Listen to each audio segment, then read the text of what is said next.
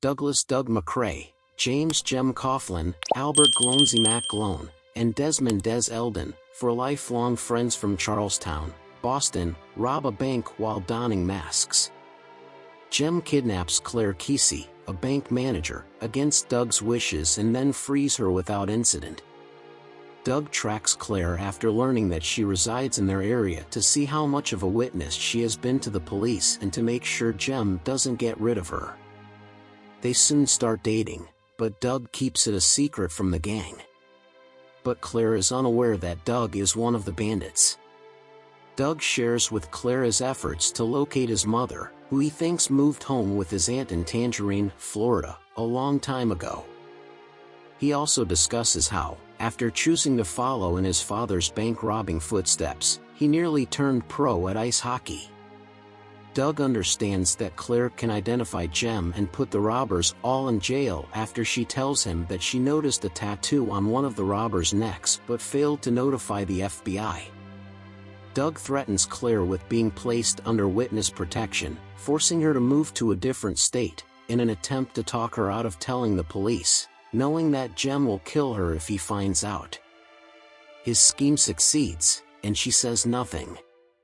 The gang's connections to local Irish mobster Fergus Fergie Colm, who works as a florist during the night, are identified by FBI Special Agent Adam Frawley.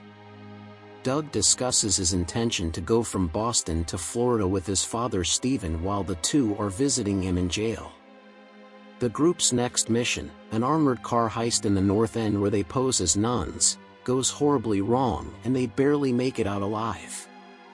After questioning Doug and his friends, Frawley is compelled to let them go since there is insufficient proof and he cannot get them to confess. Claire agrees when Doug offers to vacation to Florida with him. Unaware that Frawley had bugged her phone, Claire resigns from her position. Then, he shows Claire his dossier on Doug and makes threats to charge her with being an accomplice.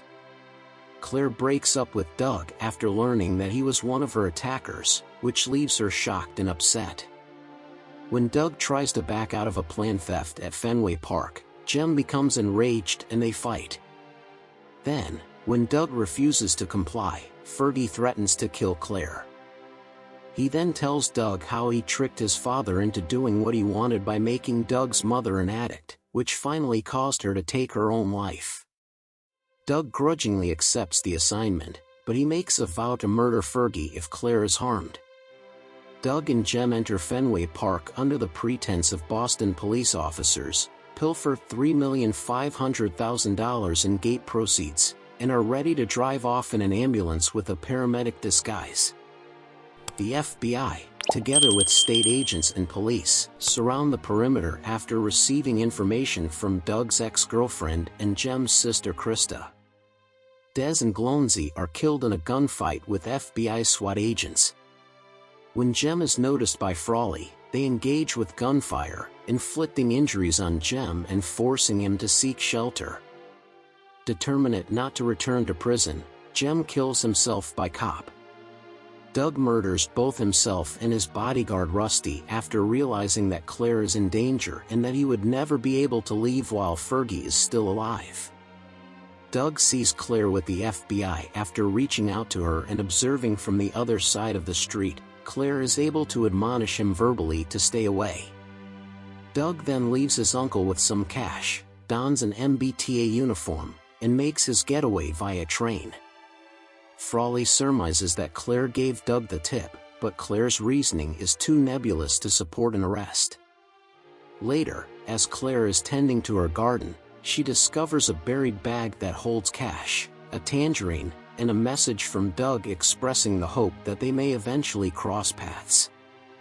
In remembrance of Doug's mother, Claire gives the funds needed to renovate the neighborhood ice hockey rink where Doug used to play.